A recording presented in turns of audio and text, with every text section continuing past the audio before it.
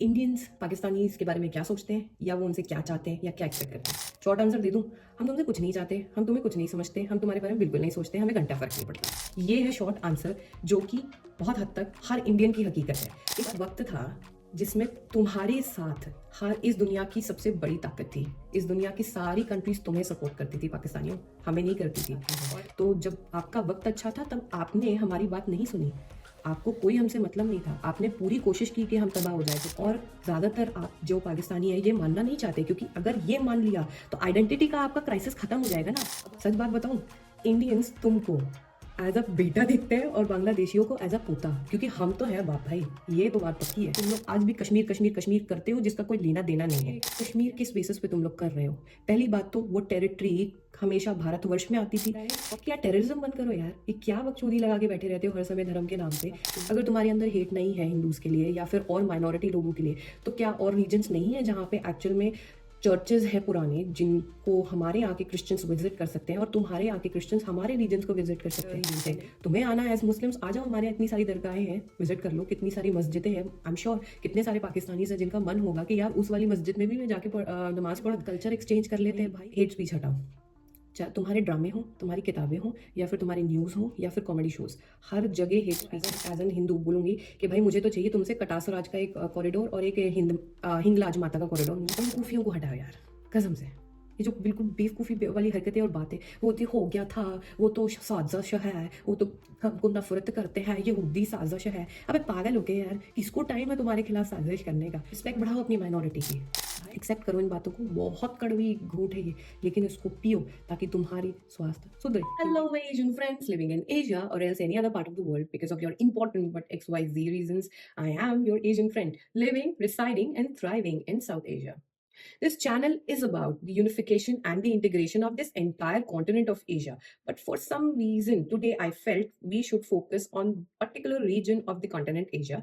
So that being said, today we will be focusing on the southern part of the continent Asia, aka subcontinent. Within this subcontinent region, we have two major countries, India, Pakistan. I'm damn sure, however dumb you were in the subject geography when you were in school, or else however disinterested you are as a person in the subject geopolitics, but still you have heard about the country India and Pakistan and their ever existing uh, conflict or push and pull since 1947. So of course now you know this video will be circling around these two countries for sure, and for this reason only I will be switching my language of communication from English to Hindi, because these Hindi or else Urdu, because these languages are much more understandable or else popular within the southern part of the continent Asia, if not entire Asia, of course, within India and Pakistan. And our subject or topic of discussion will be what India expects or India wants to say to Pakistan. So that this is the topic, as you might have already judged with my thumbnail as well. So for this reason, in the second part of the video, you will listen to me conversating in Hindi. And if you, as a fellow Asian, still interested what's going on in the southern part of the continent Asia, and you are from the other parts of the continent Asia, if you're still interested, then you can just switch on the subtitles and watch and have a conversation with us in the comment section. And if you think now this one is not my jam, this one is not my video, Asian friend, I will not listen to this. It's okay. Move on, watch something else and come back later. We have no issues. So that being said, over to conversation. और भाई Pakistanis कैसे हो यार? सलाम, जय श्री राम, नमस्ते। ठीक है, मुद्दे पे आ जाते हैं। क्वेश्चन ये था कि इंडियंस पाकिस्तानीज के बारे में क्या सोचते हैं या वो उनसे क्या चाहते हैं या क्या एक्सपेक्ट करते हैं। शॉर्ट आंसर दे दूं, हम तुमसे कुछ नहीं चाहते, हम तुम्हें कुछ नहीं समझते, हम तुम्हारे बारे में बिल्कुल नहीं सोचते, हमें घंटा फर्क नहीं पड़ता। ये है शॉर्ट आंसर, जो कि बहुत हद तक हर इंडियन की हकीकत है। पर अगर तुम्हें अब डेप्थ में जानना है कि लॉन्ग आंसर क्या है और एक्चुअल में अगर हमें तुमसे कुछ एक्सपेक्ट करना ही है या कुछ मांगना ही है या फिर हम चाहते हैं कि क्या सुधार होने चाहिए, तो फिर सुन लो अब। ठीक है, बड़ा आंसर है, पेशेंस से सुनना। देखो, एक वक्त था जिसमें तुम्हारे साथ हर इस दुनिया की सबसे बड़ी ताकत थी। इस दुनिया की सारी कंट्रीज तुम्हें सपोर्ट करती थी, पाकिस्तानियों हमें नहीं करती थी। और एक वक्त था जब तुम्हारे अच्छे दिन थे ना, और हमने बोला कि चलो समझौता कर लेते हैं, और हमने एक्सप्रेस भेजी थी, तो तुमने उसका कोई मान नहीं रखा। और हमारे एक बहुत बड़े नेता जो कि हैं अटल बिहारी वाजपेयी, जिनका उनकी ऑपोजिशन तक मान करती थी, तुमने उनका मान नहीं किया। शर्म आनी चाहिए थी तुम्हें। लेकिन उनको हमने भेजा विश्वास करके, और तुमने मुंह पे वादे किए, तुम्हारे नेताओं ने वादे किए, और तुमने पीठ में खंजर पहला भोंका, ठीक है।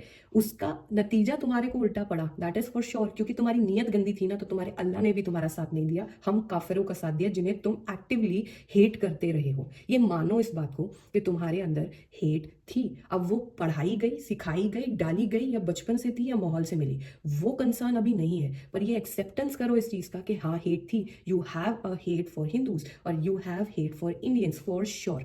तो ये बात तो थी, इसकी वजह से तुमने खंजर हमारी पीठ में भोंका। लेकिन जब नफरतों की नीयत हो ना, तो मुझे नहीं लगता कि अल्लाह साथ देता है, और उसका जवाब तो हमने तुम्हें मुंह तोड़ बहुत बार दिया। लेकिन अगर तुम समझते हो कि हमारे ऊपर हमारा अपने आप को डिफेंड करना और तुम्हें डिफीट करना हमारी जनता के लिए आसान रहा होगा या हमारी आर्मी के लिए आसान रहा होगा, बिल्कुल भी नहीं। हमारी आर्मी तुम्हारी आर्मी की तरह नहीं है।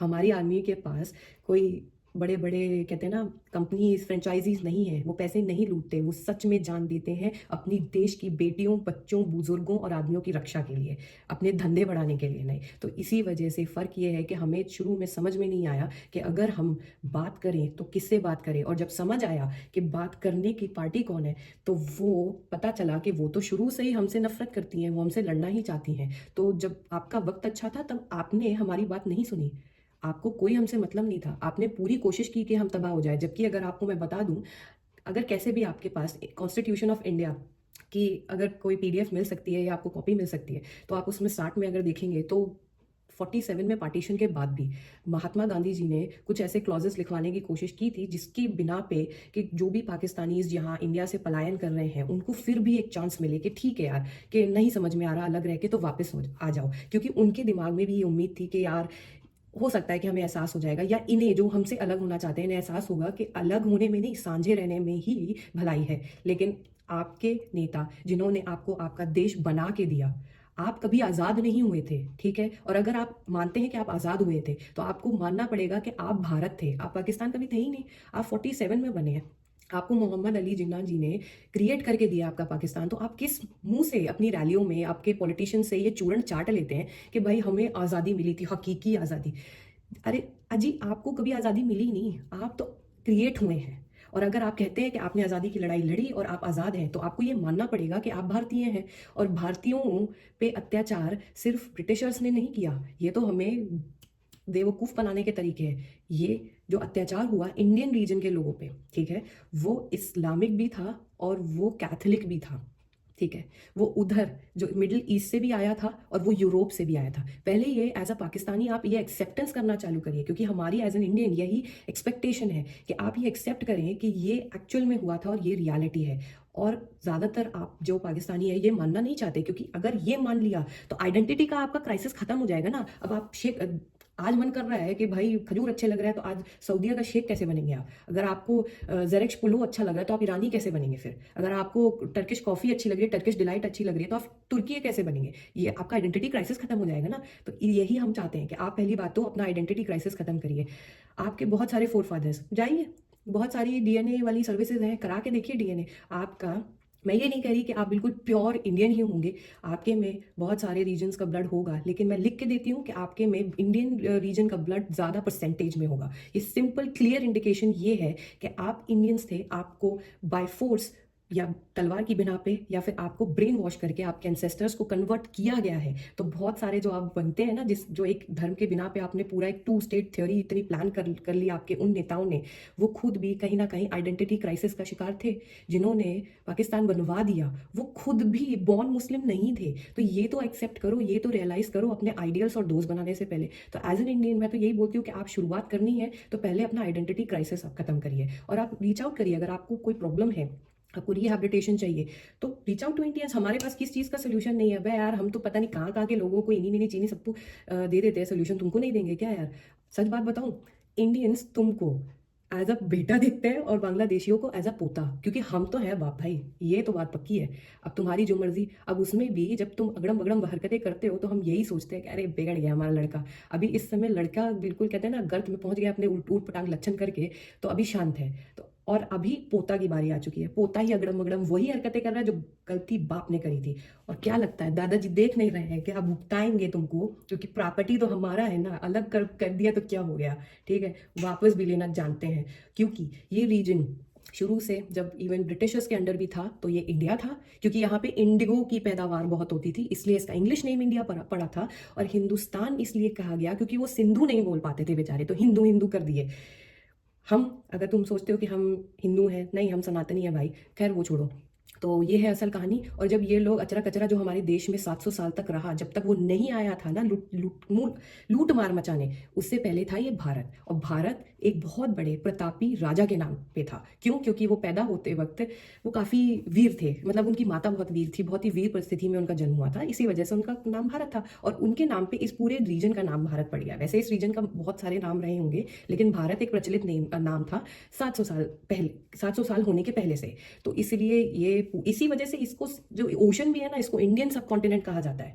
और आप लोगों को क्रिएशन मिली है, आप लोग एग्जिस्ट कभी नहीं करते थे, आप लोग इंडिपेंडेंट नहीं हुए हो, ठीक है। अब ये चीज़ कह दी है, ये सारी परिस्थिति हमने बता दी है आपको एक्सेप्टेंस करना होगा, मानना होगा अपनी गलतियों को, और ये मानना होगा कि आपने बहुत सारे खंजर हमारी पीठ पे भोगे हैं। और आज हमने मेहनत करके इस परिस्थिति पे पहुंच गए हैं कि अब अमेरिका तक को हमसे कई सारी चीज़ों की जरूरत पड़ती है, और वो अगर कुछ लबर चबर करता है तो हम उसको मना भी कर देते हैं। इतनी हम पावर रखते हैं, बूता रखते हैं। और वो कैसे आया है? वो किसी के फेवर से नहीं आया, फेवर मिले आपको, मदद मांगी आपने, ठीक है, दूसरों के फट्टे में घुसे आप, फालतू की लड़ाइयाँ करी आपने, टेररिज्म करा आपने, टेररिज्म को हब बनाया आपने, सारी जगह एक्सपोर्ट करी आपने, पकड़ाए गए टेररिज्म करने के बाद आप, और पकड़े गए उन्हीं के द्वारा जिनके आप दोस्त थे। तो भाई इसमें हमारा कहाँ से आ गया लेना देना? हमारा कोई लेना ही देना नहीं है। आपने किया उनकी मदद से, हमारे रीजन में भी सब कुछ अगड़म बगड़म कितने सारे अटैक्स मारे, कभी उनको एक्सेप्ट नहीं किया, कभी कुछ नहीं ठीक करने की कोशिश की, कभी कोई मदद नहीं करी, कुछ नहीं करा। तो इसी वजह से हमने अपने आप को बिल्ड कर लिया। और जब आज हम बिल्ड हो चुके हैं, हम अमेरिका को नहीं पूछ रहे हैं, हम फलाने ठिकाने और यूरोपीय देशों को नहीं पूछ रहे, तो तुमको क्यों पूछेंगे बे? तुमको ट्रेड की गरज है, हमको नहीं है गरज। हमारा तो चाइना जो सो कॉल्ड हमारा कहते हैं ना दुश्मन, उसने भी हमारे पे पीठ पर खंजर भोंका। हिंदी चीनी भाई भाई, हमने कोई नारा नहीं दिया था, ये पॉपुलर है इंडिया में, लेकिन ये नारा चीनियों का दिया हुआ था। ये साला नारा देते देते हमारे पीठ में खंजर भोंके और फायदा उठाने की कोशिश की, जब हम डगमग डगमग करके चलना सीख रहे थे। आज हम दौड़ रहे हैं तो सारा हमारे डंका बजा रहे हैं और ये कह रहे हैं कि हम नहीं सुनना चाहते। भाई बहुत टाइम तक हमने चुप रह के सहा है, बहुत बार मदद मांगी, हमें मदद नहीं मिली, और हमने बहुत बार संधि करने की कोशिश की है, नहीं की हो तो आज हमारा एटीट्यूड है ना, भाड़ में जाओ, जब हम खुद ही बन जाएंगे तो हमको तुम्हारी जरूरत क्या है? फिर भी तुम्हारी दवाइयाँ हो, तुम्हारे हार्ट की सर्जरीज हो, या तुम्हारे और भी कोई ज़रूरत हो, डायरेक्टली इनडायरेक्टली आज भी हम मानवता के रूप में पूरी करते हैं। जबकि तुम लोग आज भी कश्मीर कश्मीर कश्मीर करते हो, जिसका कोई लेना देना नहीं है। यार एक बात बता दो तुम, कि कश्मीर किस बेसिस पे तुम लोग कर रहे हो? पहली बात तो वो टेरिटरी हमेशा भारतवर्ष में आती थी। 47 में जब डिवाइड हुआ तब वो इंडिपेंडेंट उन्होंने अपने आप को डिक्लेयर किया, लेकिन जो उनके महाराजा थे वो सर्वाइव नहीं कर पा रहे थे अकेले, जिसमें तुम्हारे लोग जबरदस्ती उनकी टेरिटरी को वायलेट करने के लिए पहुंचे। तो उन्होंने खुद हेल्प के लिए रीच आउट किया और संधि की हमसे कि यार ये रीजन अब इंडिया में मर्ज होगा, और ये इंडिया का ही पार्ट था, जो कि इंडिया से ही बोल रहा था कि हम इंडिपेंडेंट रहेंगे और ये इंडिया में ही मर्ज होगा। इसके लीगल प्रूवन डॉक्यूमेंट्स है। उसके बाद भी तुम्हारा क्लेम रहता है, और क्लेम जितना जिसको मर्जी करना है कर सकता है। पर आज हकीकत की बात करो ना, क्या तुम्हारे पास नीयत जिसे कहते हो है उसको सही रखने की? क्या तुम्हारे पास एजुकेशन है उसको सही करने की? क्या तुम्हारा मन है उनका साथ देने की? क्या तुम अपने मन से ये बात मानोगे कि तुम सिर्फ अपने मुद्दे चमकाने के लिए उस रीजन का यूज नहीं कर रहे हो? क्या तुमने वहां के आम बच्चों को मिलिटेंट बनाने की कोशिश नहीं करी, अपने रीजन के भी और इधर के भी? किस बेसिस पे? उस रीजन को आज हम ग्रो कर सकते हैं क्योंकि हमारे पास कैपेसिटी है, हमारे पास बैलेंस है, हमारे पास डेमोक्रेसी है। तुम तो आज तक इस कॉन्फ्लिक्ट में कहते हैं ना, डिफरेंस नहीं कर पाए कि तुम इस्लामिक स्टेट हो, इस्लामिक डेमोक्रेसी हो, या क्या बनाना रिपब्लिक हो। तुम तो अपने मुद्दे नहीं संभाल पा रहे हो, एक पूरा एक स्टेट कैसे चलाओगे? नहीं हो पाएगा। It's better to give that up. This is pure stupidity. तुम्हारे पास रिसोर्सेज भी नहीं है, इंटेंशन भी नहीं है, एजुकेशन भी नहीं है, कुछ भी नहीं है। एक्चुअली तुम्हारे रीजन में जो तुम हथिया के बैठे हुए हो कश्मीर, उन कश्मीरीज के साथ तुम सच में बहुत गलत कर रहे हो। और अभी भी अगर तुम्हारे अंदर खौफ एक खुदा है तो एटलीस्ट मुसलमान होने के नाते उन कश्मीरी पीओके वाले जो मुस्लिम कश्मीरीज हैं उनका भला सोचो और उन ये कॉन्फ्लिक्ट को रिजॉल्व होने दो। विच इज सिंपली अबाउट कि भाई तुमसे नहीं चलने वाला है यार, ना हो पाई, तुमसे ना हो पाई। तुम्हारे इस कॉन्फ्लिक्ट के चक्कर में और 2 रीजन है ना, सिंध और बलोचिस्तान, वो पक्का चले जाएंगे, ये पक्की बात है। और सिर्फ अकेले पंजाब भी कुछ कर नहीं पाएगा। इसलिए समझ आता है तो ठीक है, नहीं तो जाने दो। दिस वॉज वन थिंग कि हम ये चाहते हैं ठीक हो। और ये पहला एजेंडा है, ये पहला एजेंडा है, रिजॉल्व होना चाहिए। और उससे भी बड़ा एजेंडा है कि यार टेररिज्म बंद करो यार, ये क्या बकचोदी लगा के बैठे रहते हो हर समय धर्म के नाम पे। तुम लोग हर जगह बम पटाखा वाली चीज़ ही सोचते रहते हो, हर समय तुम्हें गजवा ही करना है, गजवा ही सोचना है, कभी किसी को मार दो कभी काट दो, ये सब क्या है यार, दिस इज नॉनसेंसिकल। आज के टाइम में, आज के डे एंड एज में देख नहीं रहे हो कितने सारे जो एशिया में ही इतने रीजन्स हैं लड़ लड़ मर रहे हैं, क्या हुआ, किसी का कोई फायदा हुआ? अभी तुम मिडिल ईस्ट में लगा लो, जो भी कॉन्फ्लिक्ट चल रहा है, किसी का भला हो रहा है? जीतने वाले जो जीतेंगे ना वो सिर्फ अमीर लोग हैं, और गरीब की मौत ही होने वाली है दोनों तरफ से, तो फायदा तो नहीं है। क्यों इस बेवकूफ़ी में पड़ते हो, क्यों इस टाइप की मानसिकता रखते हो? भैया पढ़ाई लिखाई करो, अपनी चैन से जिंदगी जियो, निकलो यहाँ से, क्योंकि इस दुनिया से निकलना ही इज मेजर थिंग। वो तो तुम भी मानते हो ना, हम तो मानते हैं कि हमारा लिबरेशन इज बिगर थिंग। तुम भले ही जन्नत जाना चाहते हो, पर ये तो जो मानते हो ना कि भाई इस दुनिया में पचड़े हैं, तो जितना समय उसको शांति से, अच्छे से, मोहब्बत से काटो, निकल लो बे।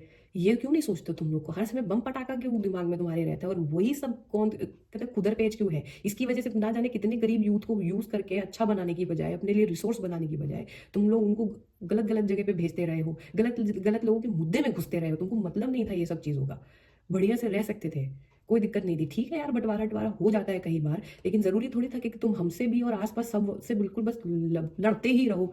अगर सारे रीजन्स में तुम ही एक कॉमन फैक्टर हो कि तुम्हारी ही सबसे लड़ाई है, तो तुम ही प्रॉब्लम का सोर्स हुए ना, या बाकी जनता हो गई? ये डिल्यूजन कब खत्म होगा तुम लोग का बे? ये एक प्रॉब्लम है, इन दो प्रॉब्लम्स को पहले एक्टिवली फिक्स करो, तब हम करेंगे आपसे एज एन इंडियंस डायलॉग। और उसमें हमें क्या क्या चाहिए हम आपको बता देते हैं कि जी आपने सिक्स के लिए बहुत अच्छा किया, एक कॉरिडोर बनाया उनके तीर्थ के लिए, लेकिन अगर तुम्हारे अंदर तुम कहते हो कि ना जी ना, हम तो नहीं सोचते ऐसा, अगर तुम्हारे अंदर हेट नहीं है हिंदूज के लिए या फिर और माइनॉरिटी लोगों के लिए, तो क्या और रीजन्स नहीं है जहाँ पे एक्चुअल में चर्चेज हैं पुराने, जिनको हमारे यहाँ के क्रिश्चियंस विजिट कर सकते हैं, और तुम्हारे यहाँ के क्रिश्चियंस हमारे रीजन्स को विजिट कर सकते हैं? क्या नहीं है ऐसा? क्या हिंदूज नहीं कर सकते हमारे रीजन्स को विजिट, और हम तुम्हारे रीजन्स को विजिट? तो कोशिश इस बात से शुरू करो ना कि हम दोनों मिलके एक ऐसा कॉरिडोर बनाए जिसमें सिर्फ सिक्स नहीं, जो उनका चल रहा है वो चलने दो, पर इन दो मेजर कम्युनिटीज के लिए भी एक पिलग्रिमेज का कॉरिडोर बने, जिसमें हम भाई जो अपना ट्रांजैक्शन रखेंगे वो अपनी करेंसी रखेंगे। भाई हमको नहीं कमाना डॉलर फॉलर में, हम इतने में ही चला लेंगे, हम सस्ते में जी लेंगे, लेकिन अच्छा कॉरिडोर बनाएंगे और उसमें आवागमन हो, आना जाना, विच आना जाना हो दोनों रीजन से। तुम्हें आना एज मुस्लिम्स, आ जाओ, हमारे यहाँ इतनी सारी दरगाहें हैं, विजिट कर लो, कितनी सारी मस्जिदें हैं। आई एम श्योर कितने सारे पाकिस्तानीज हैं जिनका मन होगा कि यार उस वाली मस्जिद में भी मैं जाके नमाज पढ़ूँ। मन होता होगा ना जामा मस्जिद आने का, आओ पढ़ लो, कोई दिक्कत नहीं है। कॉरिडोर बना लेते हैं बहुत सारे, अच्छा है, आना जाना रहे, कोई दिक्कत नहीं है। तो इन कॉरिडोर्स के बारे में सोचो, जिसमें से मैं तो एज एन हिंदू बोलूंगी कि भाई मुझे तो चाहिए तुमसे कटास राज का एक कॉरिडोर और एक हिंगलाज माता का कॉरिडोर, मुझे पक्का चाहिए। ठीक है, फिर उसके बाद कल्चर एक्सचेंज कर लेते हैं। भाई सच बात बताऊं, आई एम लिटिल बोर्ड कि भाई हर समय ना कि लैंड अप पंजाब और दूसरा वाला पंजाब, मतलब जो होता है ना, उसकी कॉन्वर्सेशन से मैं थोड़ा सा बोर हो गई हूँ। देखो नो डाउट कॉन्वर्सेशन अच्छी है, दोनों रीजन्स एक दूसरे को पसंद करते हैं क्योंकि उन्होंने वो दुख झेला है। पर अगर मैं कल्चर एक्सचेंज की बात करूँ तो मुझे तो कलश कम्युनिटी में बड़ा इंटरेस्ट है। मैं मिलना चाहती हूँ, मैं देखना चाहती हूँ, मैं चाहती हूँ कि तुम लोग उनको प्रोटेक्ट करो और वो ग्रो करें यार। हद है यार, मैं चाहती हूँ कि हमें उनसे मिलने का मौका मिले। और कितने और रीजन है, मैं तो चाहती हूँ कि भाई बलूचिस्तान वालों से भी मिलो। अब ये बात है कि ठीक है, अगर तुम नहीं करोगे ये चीज़ें, तो जिस हिसाब से चल रहे हो ना बलूचिस्तान, एक टाइम आएगा कि हम डायरेक्टली फिर बलूचिस्तान से ही बात कर रहे होंगे और वो हमसे कर रहे होंगे। अगर ये नहीं चाहते हो अभी भी तो देख लो, मर्जी है, बाकी जिस हिसाब से चल रहे हो ये होगा ही होगा। बुरा मत मानना, बट हाँ मान लो तो बाढ़ में जाओ, उनको क्या फर्क पड़ता है। तो कल्चर एक्सचेंज का हमारा बड़ा मन है, और प्रॉपर तरीके से, तमीज से। और हमको उन लोगों से मिलना है भैया जिनको तुम बिल्कुल विलुप्त करे दे रहे हो, मतलब उनको बिल्कुल मारे डाल रहे हो, क्योंकि तुम लोग को एक ही टाइप के मेंटालिटी के अलावा कुछ सूझता नहीं है। कैसे हो यार, मतलब काफिरों से लड़ रहे हो, और फिर जब काफिरों से बचे तो आपस में लड़ रहे हो, अपने फिक्कों से लड़ रहे हो। भाई हमारे यहाँ हिंदू मुस्लिम सिख ईसाई रहते हैं, और मुस्लिमों में शिया सुन्नी भी रहते हैं, पर सच बात बताएं, हमारे यहाँ के शिया भी प्रोटेक्टेड है, सुन्नी भी प्रोटेक्टेड है। बट ये बात हमें उनके साथ रह के पता है कि भाई ये कॉन्फ्लिक्ट चलता ही रहेगा, भले ही बाकी सारे कॉन्फ्लिक्ट खत्म हो जाए, ये बात तो पक्की है। इसके बाद हमें क्या चाहिए जी? भाई हेट स्पीच हटाओ।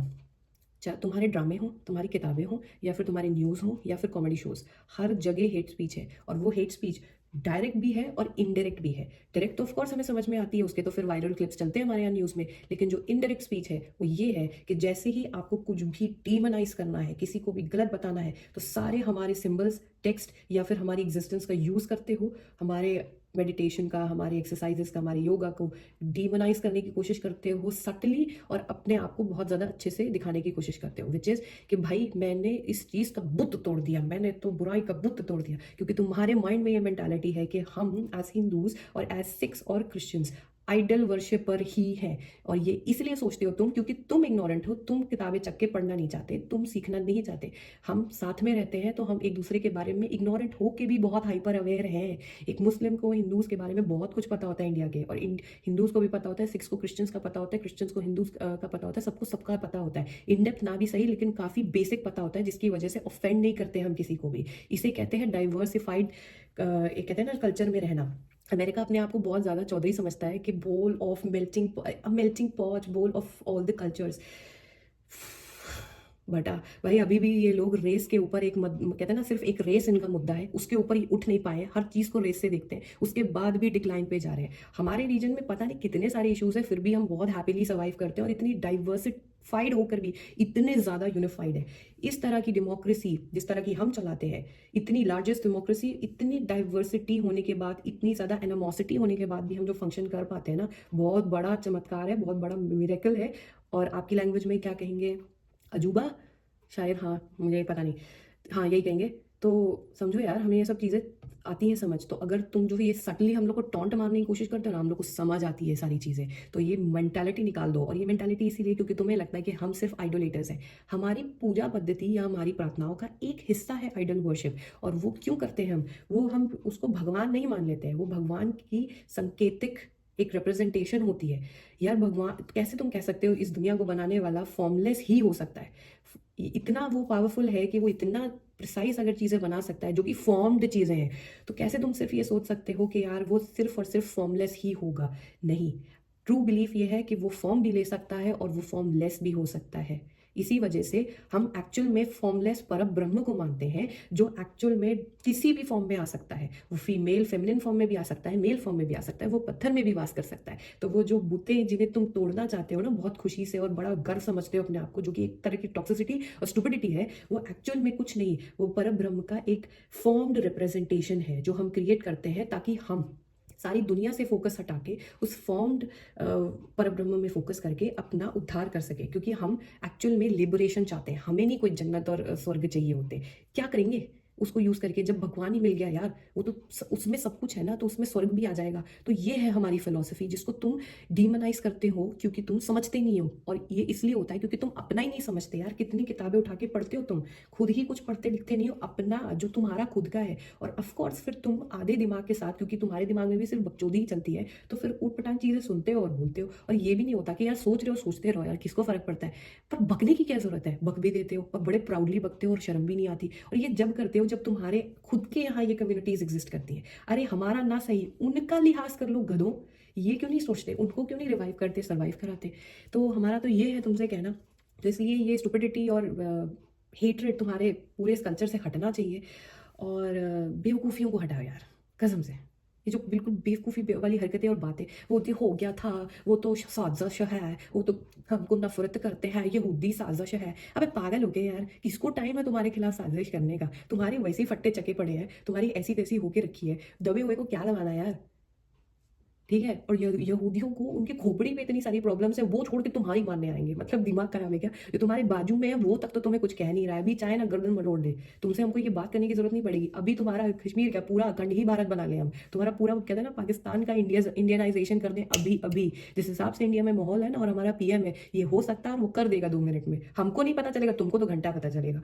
तो जब हम तुम्हें कुछ नहीं कह रहे तो वो क्या आके करेंगे यार? उनको अपने कॉन्फ्लिक्ट नहीं सुधर रहे हैं उनको, और वैसे भी उनको सिर्फ वहां पे एक पर्टिकुलर रीजन से चाहिए, उनको बाकी किसी से मतलब नहीं है। तुमको ये चीज़ समझ क्यों नहीं आती है? और क्या सिर्फ मतलब हद है यार कि ज़रूरी है कि सिर्फ एक पर्टिकुलर अगर उस कम्युनिटी से लोग कुछ कर रहे हैं तो सभी लोग उस बुरे हैं? ये क्यों नहीं सोचते हो यार? थोड़ा सा दिमाग लगाया करो। तो इस तरह की ना स्टुपिडिटी वाली बातें बंद कर दो तो ज़्यादा अच्छा रहेगा। क्योंकि हम लोग होशियार लोग हैं, हम मतलब इंडियंस, मैं बांग्लादेशीज की बात नहीं कर रही और तुम्हारी तो बिल्कुल बात नहीं कर रही हूँ। हम लोग होशियार लोग हैं, पढ़ने लिखने वाले इंट्रोवर्टेड लोग हैं, जो कभी कभी अपनी कम्युनिटी में लाउड और एक्सट्रोवर्टेड हो जाते हैं अपना कल्चर और अपनी खुशियाँ बांटने और सेलिब्रेट करने के लिए। पर वैसे हमारा पूरा फोकस, हमारी पूरी अपकमिंग जनरेशन, पुरानी जनरेशन, मेरी जनरेशन और मेरे से पहले वाले, इन सब का एक ही था, भैया बढ़िया कमाओ, बढ़िया खाओ, बढ़िया पढ़ो, बढ़िया पढ़ाओ, अपना देश बनाओ, देश बचाओ, सब कुछ बढ़िया करो, अपनी पूजा पाठ करो, अपनी नमाज करो, अपनी भक्ति करो, अपना चर्च जाओ, बढ़िया से जीवन बिताओ, सबसे मिलो, नाचो गाओ, खुश रहो, मजे उड़ाओ। यही है हमारी फिलॉसफी। और जो तुम सोचते हो ना कि इंडिया के मुसलमान बड़ी तकलीफों में, अबे जो तुम न्यूज़ में कभी थोड़ा बहुत सुने होगे या जो भी चीज़ें होंगी, उनसे तो हमारे यहाँ वाले जो लोग हैं वो भी दुखी हैं कि साले आ जाते हैं दाढ़ी बढ़ा के मौलाना जी, और इन मौलाना जी को कुछ भी नहीं पता होता, और ये कुछ भी हमारा रिप्रेजेंटेशन न्यूज़ में सही से नहीं करते हैं। और वो कितनी बार पीछे जिनसे डिबेट कर रहे होते हैं ना धर्म की, उन्हीं से फेवर्स मांगते हुए भी पकड़े गए हैं, और उनको खुद वो कम्युनिटी बोलती है कि यार हमारा रिप्रेजेंटेशन करने को कैसे गंवार लोग बैठे हैं। तो अगर तुम उनके बातों से अगर तुम जज करते हो कि यहाँ के मुस्लिम्स खुश नहीं है, तो तुम पागल हो क्या? तुम लोग को डेटा वेटा पढ़ना नहीं आता है? कितना तो पॉपुलेशन ग्रोथ हुआ है, कितनी सारी एडवांसमेंट्स हुई हैं, कितनी सारी पॉलिसीज है जहाँ पे उनको, कितने सारे स्कूल्स कॉलेजेस है जहाँ पे रिजर्वेशन है। भाई मुझे रिजर्वेशन नहीं मिला, मैं सो कॉल्ड मेजोरिटी हूँ, मुझे कभी रिजर्वेशन नहीं मिला, बट मेरी फ्रेंड्स है जो रही हैं उस कम्युनिटी से, उनके पास रिजर्वेशंस थे सिर्फ इसी वजह से क्योंकि वो मुस्लिम है। तो ये तो तुम्हारे देश में नहीं होता जहाँ पे सो कॉल्ड तुमने वो पूरा देश बनाया कलमे के नाम पे। हमारे देश में ये चीज़ है क्योंकि हमारी डेमोक्रेसी इस चीज़ की हमें इजाज़त देती है। और सच कहूँ, अगर डेमोक्रेसी ना होके कुछ और फॉर्म ऑफ गवर्नेंस भी होता ना, तो भी ये इंडियन, ये भारतीय कल्चर है जिसमें हम एक दूसरे के साथ रहते हैं। छीटा कसी होती रहती है वो बात है, एक बक लेंगे, सुना लेंगे, गरिया लेंगे, लेकिन फिर खाना भी साथ में ही खा लेंगे, ठीक है, और फिर भूल भी जाएंगे, कह देते हैं निकल जाता है, ठीक है जाए दो यार कोई बात नहीं है। ये होता है यहाँ पे, हमारे यहाँ ये सारी चीज़ें कैसी चलती भी है, होती भी है। और सच बात बताओ, कभी कभार बहुत छोटे रीजन में होती है और उसको मुद्दा मीडिया बनाती है और इतना बड़ा दिखाती है, होती वो इतनी सी है, इतनी सी होती है, ठीक है। तो ये है सच्चाई, और तुम खुद ही उनसे बात जाके कर लो ना यार। हाँ, बाकी इंडिया के और रीजन्स के मुस्लिम्स को छोड़ दो, तुम कश्मीरियों से ही बात कर लो। अधिकतर जनता ये बताएगी कि भाई कितना उनके पास डेवलपमेंट है, कितना वो पीसफुली वहाँ पे रहते हैं, कितना सही है। और ये जो मिलिटेंसी जो तुम्हारी तरफ से आती है ना, ये जो टेररिस्ट आते हैं और जो तुमने ब्रेन वॉशिंग फालतू कर रखी है, इसकी वजह से थोड़ी बहुत प्रॉब्लम्स होती है, जिसको बहुत अच्छे से हमारी इंडियन आर्मी कम्बैट करती है। और इस बात का रियलाइजेशन उन कश्मीरीज को भी है कि भाई तुम्हारे कोई भी बात मान के उनका कोई भला नहीं होने वाला है। ये बात तो तुम्हारे रीजन के भी कश्मीरीज को भी रियलाइज है, तो यहाँ वालों को तो पता ही है क्योंकि वो मस्त अपनी जिंदगी अब जी रहे हैं और आगे बढ़ रहे हैं। और वो हर राज्य जो इंडिया में है उसी की तरह उसकी रिस्पेक्ट है, ना कम ना ज्यादा, क्योंकि यही सही है और यही होना चाहिए। तो इसलिए समझो इन सब चीज़ों को, रिस्पेक्ट बढ़ाओ अपनी माइनॉरिटी की। भाई अगर तुमने आज एक मैं लिख के देती हूँ, एक तुम हिंदू पीएम ले आओ, अपने संशोधन कर लो, अपने सो कॉल्ड जो भी बनाना रिपब्लिक का तुम्हारी किताब है जिसको तुम कॉन्स्टिट्यूशन कहते हो, उसमें एक चेंज कर लो। आज तुम अलाउ कर दो कि में हमारे देश की माइनॉरिटीज भी बन सकती है, लीडर्स पीएम बन सकती हैं। मैं लिख के देती हूँ, हिंदू भी छोड़ दो, क्रिश्चियन भी अगर बनेगा ना तुम्हारे यहाँ का, तो तुम्हारे देश का उद्धार हो जाएगा और तुम्हारी जो फटे हाली है ना वो बंद हो जाएगी। क्योंकि ये फालतू में करप्शन करना, गंदी नीयत रखना और अच्छी नीयत ना रखना, किसी की मदद ना करना, हेट करना, जजमेंट करना, ये तुमने अंदर अपने बना रखा है भाई, औरों ने नहीं बना रखा है। और ये ऐसा नहीं है कि भाई तुम मुस्लिम हो इसलिए ऐसा है, नहीं। तुमने जो पाकिस्तानियत का जो फंडा बना लिया है ना अपने दिमाग में, और उसको यूज़ करके जो तुमने अपने ही रिलीजन की ऐसी तैसी करी है, अपने ही रिलीजन को गलत सलत समझा है, ठीक है, और गलत सलत इंप्लीमेंट कर रहे हो और बिलीव कर रहे हो, ये उसकी वजह से। मैं आज लिख के देती हूँ, पीएम बना लो अपना कोई भी माइनॉरिटी, हिंदू को बना लो, क्रिश्चियन को बना लो, आज उद्धार हो जाएगा। क्योंकि उनके अंदर ये सारी हेट तुम्हारी कंट्री में रहने के बावजूद भी नहीं है, और उनको रियल इश्यूज पता है, रियल प्रॉब्लम्स पता है, उनके पास रियल सोल्यूशंस है। मैंने जितने तुम्हारे देश की माइनॉरिटीज़ के कोई भी बात सुनी है, वो एक्चुअली में बैलेंस डिबेट करते हैं, एक्चुअली में बैलेंस बात करते हैं, क्योंकि उनकी रियल प्रॉब्लम्स है और रियल लेवल पे जाके वो सोल्यूशंस की बात करते हैं। तुम लोग एक पता नहीं क्या भांग चरस पी के बैठे हुए हो, बस उसी धुनकी में चले चले जा रहे हो। कुछ तुम में से भी हैं जो होशियार है, लेकिन उनका भी मुंह तोड़ दिया जाता है क्योंकि वो अच्छी बात कर रहे होते हैं। इतना ज़्यादा रिलीजियस एक्सट्रीमिज्म जो बढ़ा लियो ना, उसी का ही नुकसान है कि टीचर फटीचर लोगों के पास तुम्हारी रिप्रेजेंटेशन और लीडरशिप है, जो असली लोग हैं वो या तो बाहर भाग रहे हैं या फिर वहीं इन फटीचर लोगों के तलवे चाट रहे हैं। और इसी वजह से तुम्हारे देश की गर्द हालत है। जबकि जब पार्टीशन हुआ था तो तुम्हें एक्चुअल में इंडिया का one of the best reasons दिए गए थे। अगर तुम समझदार होते तो बहुत अच्छा फ़ायदा उठाते, लेकिन तुम्हारी मनशाही कभी सही नहीं थी, इसी वजह से तुम्हारा साथ अल्लाह ने भी नहीं दिया। ये सोचो बात को, क्यों नहीं वो सुनते तुम्हारी दुआएं, क्योंकि तुम्हारी कभी नीयत ही अच्छी नहीं थी, तुम्हारी नीयत ही बुरी थी। तो आज एक्सेप्ट कर लो, इंडियन कह रही है एक, एक्सेप्ट करो इन बातों को। बहुत कड़वी घूंट है ये, लेकिन इसको पियो ताकि तुम्हारी स्वास्थ्य सुधरे। इन चीज़ों से शुरुआत करो, ठीक है। हाँ, यार तुम्हारे रीजन में ना सूट बड़े अच्छे हैं, ठीक है, नो डाउट। बहुत सारी लोकेलिटीज़ रीजन्स बहुत अच्छे हैं, जैसे मरी मैंने देखा वीडियोस में, बड़ा अच्छा लगा मुझे, मेरा मन किया जाने का, और मेरा मन है लाहौर विजिट करने का, of course for various reasons. तुम्हारे पास काफ़ी सारी ऐसी, तुम्हारे हिस्से में काफ़ी सारी ऐसी पिलग्रिमेज एरियाज आई जो कि देखने लायक हैं। और उसमें भी अगर सबसे कामयाब तुमने जो बनाया वो तुम्हारी थी ड्रामा इंडस्ट्री, जिसको मैं आज भी एज एन इंडियन बहुत अच्छे से एक्सेप्ट करूंगी कि हाँ, नो डाउट, अगर कंपेयर करा जाए कि पूरे साउथ एशिया में ड्रामा इंडस्ट्री जो content wise, writing wise, execution wise अगर रियलिस्टिक है, रिलेटेबल है, नाइसली शॉट है, नाइसली डन है एंड एग्जीक्यूटेड है, तो वो मैं कहूँगी हाँ, तुम्हारी ही पाकिस्तानी ड्रामा इंडस्ट्री है। ऑफ कोर्स वो एक्सेप्ट करते हुए मैं एक क्रिटिसिज्म दूंगी, और वो क्रिटिसिज्म सिर्फ यही है कि जैसे होता है ना, जो जो शुरू शुरू में देखना शुरू करते हैं ड्रामास पाकिस्तानी, उनको बहुत अच्छा लगता है, मुझे भी अच्छा लगा था, मैं एक्सेप्ट करती हूँ। लेकिन जब आप कंसिस्टेंटली देखते हैं तो आप एक ट्रेंड नोटिस करते हैं, और वो ट्रेंड पता है क्या है? सास बहू साजिश। तो तुम कहाँ से हमसे अलग हो गए यार? हमारे भी ये जो मेन टीवी चैनल्स है ना, इन पे भी यही धूम तना तो चल रहा है। तुम्हारे भी सास बहू साजिश चल रही है, हमारे भी सास बहू और साजिश ही चल रही है। बस फर्क ये है कि तुम्हारा साइलेंट मोड में और हमारा धूम तना के साथ है। That's the thing. तो भाई, जब तुम्हारे यहाँ है टैलेंटेड राइटर्स, तुम्हारे यहाँ है टैलेंटेड एक्टर्स, डायरेक्टर्स, कितने सारे लोग, तो भाई अच्छी स्टोरीज लाओ ना, थोड़ी इनोवेटिव स्टोरीज लाओ। और तुम्हारा ही कहना है कि भाई हमारे ड्रामाज रिफ्लेक्शन है सोसाइटी का। अगर रिफ्लेक्शन है सोसाइटी का, मान ली तुम्हारी बात, तो तुम्हारी रिफ्लेक्शन में औरतें इतनी दबी कुचली कैसे हैं? मतलब दबी कुचली से मेरा मतलब है कि बेवकूफ़ कैसे हैं इतनी, इतना कहते हैं ना। उस रिफ्लेक्शन में मैं ये देखती हूँ कि किसी एक को भी, या मतलब कहते हैं ना कि अच्छी लड़की है, धार्मिक लड़की है, धार्मिक तुम्हारे एंगल से, मीनिंग तुम लोग इस्लाम मानते हो तो इस्लामिक एंगल से, लेकिन जब भी वो धार्मिक होती है या फिर वो अच्छी लड़की होती है, तो उसको गाड़ी चलानी क्यों नहीं आती? वो हाईली एजुकेटेड क्यों नहीं होती? वो कॉन्फिडेंट क्यों नहीं होती? वो कहते हैं ना, खोते की तरह पिटती क्यों रहती है? वो रोती क्यों रहती है? इतनी परेशान क्यों रहती है? उसके सिर्फ सांस के ही मसले क्यों रहते हैं? ये मुझे समझ में नहीं आया। क्योंकि जो भी independent, strong, educated, talented woman है, उसको तो तुम विलन विलन बनाने में बैठे हुए हो, और उसको जरूर तुमने दिखाना है कि भाई वो मेडिटेशन और योगा करती है, क्योंकि तुम्हें उसे डीमोनाइज करना है, और उसको यूज करके सटली तुमको हिंदूज को डीमोनाइज करना है। जैसे कि तुमने टेक्स्ट, अब तुम्हारी टेक्स्ट बुक में तुमने बिल्कुल ब्लेटेंटली लिख दिया, लेकिन अब तुम्हें इंटरनेशनली अगर ये बातें करनी है तो इंटरनेशनल स्टैंडर्ड्स पे तो चलेगा नहीं, तुम्हारी चंड परेड हो जाएगी। तो इसलिए तुम सटली ये चीज करते हो कि मतलब अपनी औरतों को भी गधा दिखाया, और ऊपर से हमारे को ये हेड भी कर दी। तो यार निकलो इन सब चीज़ों से। बहुत ख़राब लगता है वो जब मैं ड्रामास देखती हूँ। और ये क्या टॉक्सिसिटी है भाई, इतनी ज़्यादा ऑब्सेसिव बिहेवियर कर रहा है लड़का, इतनी सारा ऊट पटांग बातें कर रहा है, पागलों की तरह पीछे पड़ा हुआ है, उसको हीरो बना रहे हो। हमारी जनता जब तुम्हारे को इन सारे ड्रामा को पसंद करती है ना, मैं सच बात बताऊं कि पसंद करती है, सिर्फ मज़े लेती है, क्योंकि हम लोग काम, पढ़ाई और काम वाले लोग हैं, थक के आते हैं, तो हमें लार्जर देन लाइफ चीज़ें चाहिए। इसलिए जो हमारी मूवीज़ है ना, उसमें कई बार लॉजिक कम होता है, थिएट्रिक्स ज़्यादा होती है। तो अगर तुम ये सोचो कि भाई तुम इंडियंस भी तो पसंद कर रहे हो, हम इंटरटेनमेंट के लिए पसंद कर रहे हैं, लेकिन तुम्हारा ये कहना है कि तुम्हारी ये रिफ्लेक्शन है, तुम लोग इससे मुतासर होते हो, तो भैया ऐसा ये क्या मुतासर हो रहे हो? क्योंकि इसकी वजह से मैंने और जो नॉर्मली भी मीडिया पे और वैसे अलग से देखा है, तो भाई देखा है जो दिखा रहे हो अपने ड्रामाज में, वैसी औरतें भी हैं भाई। एक भी बंदी को मैंने स्कूटी चलाते नहीं देखा कि भाई वो मेरे शौहर आएंगे फिर हम सौदा लेने जाएंगे। क्यों बहन, उठा उठा साइकिल, उठा स्कूटी, फराटे से निकल जा और लेके आ जा अपना सौदा। सौदे के लिए भी मियाँ भी तूने वेट करनी होनी है यार, हद है। इतने काम तो कर लो, इलेक्ट्रिसिटी की लाइन में बिल जाके पे कर ले। हमारे यहाँ तो जब हाउस वाइफ, जब मेरी मम्मी की जनरेशन थी ना, वो हाउस वाइफ थी, ठीक है, फिर भी बिजली के बिल देना, पार्टियाँ शाटियाँ अरेंज करना, उसकी सब्जियाँ खरीद के लाना, अपना सौदे लेके आना, ये सारे घर के काम मेरी माँ वेट नहीं करती थी कि मेरे पिताजी आएंगे तब ये काम होंगे, करके आ जाती थी। रिक्शा में बैठी कराई, ऑटो में बैठी कराई, स्कूटी चलाई कराई, साइकिल चलाई कराई, गाड़ी चलाई कराई, ठीक है। पापा जी आते होते थे भाई, इतने थके होते थे, उनके पास टाइम नहीं होता था, जिजलाते थे, और संडे मिलता था उनको सिर्फ। तो ऐसे में क्यों भाई बर्डन देना है, ये समझ में नहीं आता। और लड़कियां सिवाय फैशन के ये कर रही हैं, वो बोल रही हैं, इसके अलावा क्यों नहीं उठती यार? मतलब ड्रीम्स ही नहीं है तुम्हारी लड़कियों के, थॉट्स ही नहीं है, और जिनके हैं उनके तुमने मार दिए हुए हैं। और वो है भी तो उन्होंने भी अगर यूट्यूब जैसे जगह पे अगर कुछ बना रहे हैं, तो जी खाने बना रहे हैं, हांडी कर रहे हैं, चूल्हा कर रहे हैं, क्यों? इसके अलावा और कोई लाइफ नहीं है, लाइफ में कोई एजेंडा नहीं है, कोई एस्पिरेशन नहीं है तुम्हारी बंदियों के। कुछ करो इस चीज़ का। और ये ड्रामास के थ्रू हो सकता है, ड्रामा में आप कर सकते हैं ये सब चीज़ें, क्योंकि आप कहते हैं कि आपके ड्रामाज आपकी रिफ्लेक्शन है और आप उनके थ्रू टीच करते हैं, तो सही चीज़ें टीच करो ना। एक आधी बड़े अच्छे शोज आए, जैसे परिजाद आया था, आई लव्ड इट, क्योंकि अलग कॉन्सेप्ट था।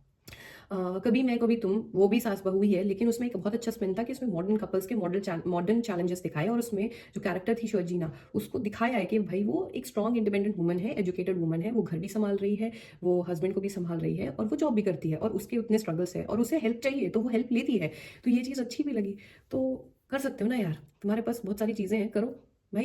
एज एन इंडियन, हम अगर तुम इन सब चीज़ों में अच्छा करो ना, और अगर तुम्हें हमें कभी बीट भी करो, तो एज इंडियंस मैं लिख के देती हूँ, नॉट ओनली मी, पूरे इंडिया को किसी को प्रॉब्लम नहीं होगी। तुम जब ये धर्म को लेकर लड़ाइयाँ मचाते रहे हो, आई एम नॉट सेइंग कि आज कर रहे हो, जो मचाते रहे हो, या तुम्हारे यहाँ से बयानबाजी आती है नफरती, या फिर जो तुम लोग अपनी माइनॉरिटीज़ के साथ करते हो, या फिर सटली जो तुम हमारे साथ करने की कोशिश करते हो, खंजर भूखते रहे हो, इस सबसे प्रॉब्लम है भाई। इन सब चीज़ों को सुधार लो और काफ़ी कुछ अच्छा कर सकते हैं हम, पता है, as in south Asian region. ये जो इंडियन सब कॉन्टिनेंट है ना, ये बहुत केपेबल है, बहुत कुछ कर सकता है। अकेला इंडिया इतना सब कर रहा है और कितना कुछ कर सकता है। और हमारा कल्चर, अगर तुम मान लो ना, आज के तुम थे इंडियन और शायद तुम एक ज़माने में हिंदू भी रहे होंगे, तो हमारा जो कल्चर है ना भाई, इन अगड़े पगड़े तिगड़े जितने भी है ना, यूरोपियंस, अमेरिकन्स या और कोई रीजन के कॉन्टिनेंट के लोग, इन सबसे बहुत ज़्यादा पुराना हमारा कल्चर है। बहुत कुछ कल्टिवेट किया है हमने, और हमारे पास जो टैलेंट पहले से था, अब है, और जो आगे होगा, वो बहुत स्पेशल है, बहुत अलग है।